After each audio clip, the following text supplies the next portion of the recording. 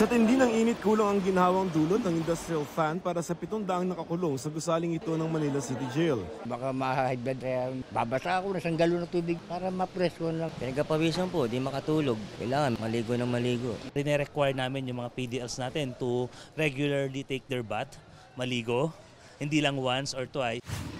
Pinekling klase naman ang diskarte ng ilang paaralan gaya sa President Corazon C. Aquino High School sa Baseco, Maynila. Hindi po ma-shortchange ang mga bata. Sa hapon, kami rin po ay nag-provide ng kanilang asynchronous schedule, learning tasks, activity sheets na kanilang gagawin sa kanila pong mga tahanan.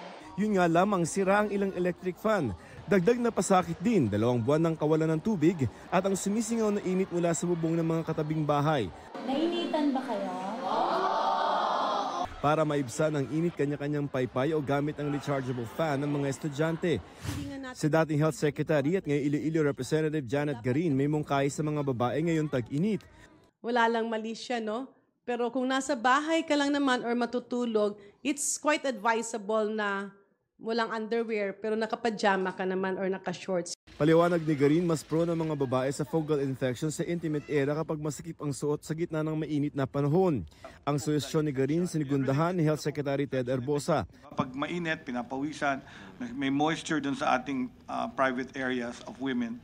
So it can lead to candidiasis or itchiness. Kung hindi naman daw komportable mag-no underwear sa loob ng bahay, mag-cotton underwear because it also does not trap moisture.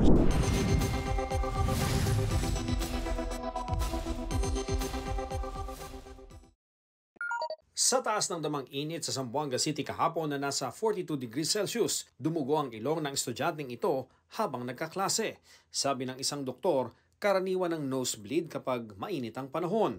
Hypertension, nagkukos din. Sometimes it will cause nose bleeding, especially kung sobrang sudden increase ng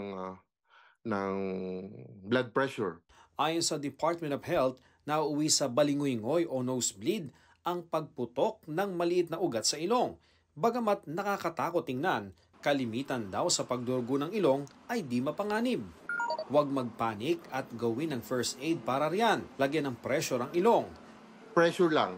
Tatakpan yung ilong, itataas ng konti para hindi magtuloy-tuloy yung pagdurugo. Nakatingala ka lang kung ilang minutes. Pwede nating lagyan dun ice sa ibabaw ng ilong. Para iwas nosebleed, huwag magbabad sa init. Iwasan lang masyadong maglaro sa labas. Direct sunlight, yung mga bata, syempre hindi natin maiwasan na naglalaro sa labas ng paaralan. Dalasan ang pag-inom ng tubig. Increase fluid intake, tapos the regular vitamins may help, and the usual water therapy lang ang kailangan para sa mga bata natin.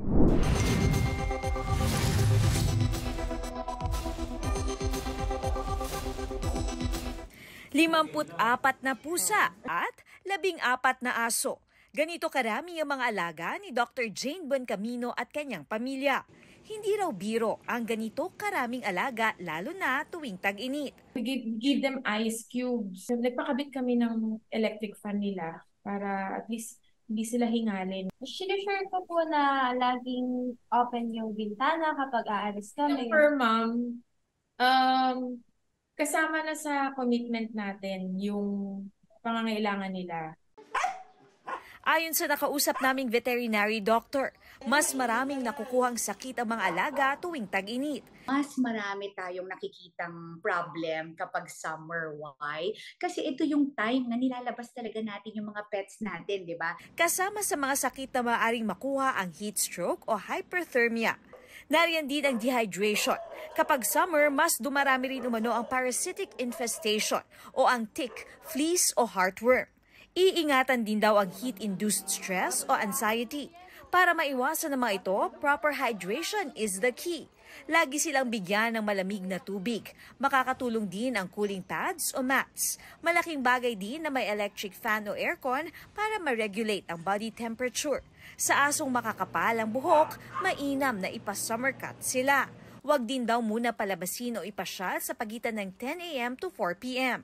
Kapag ganito raw na mainit ang panahon, bago natin ipasyal o palakarin sa labas ang ating mga fur babies, kung kakayanin natin, hawakan daw muna natin yung kanilang lalakaran. At kapag nainitan daw ang ating mga palad, ibig sabihin hindi pa raw ito kakayaning lakaran ng ating mga fur babies. Napaka-importante yung awareness and proactive measures, no, that can prevent these extreme heat condition and illnesses and ensure na yung pets natin maging healthy and comfortable during the hot weather. Kung mapapansin na nangihina ang aso o masyadong hinihingal, dalhin na agad sa veterinaryo.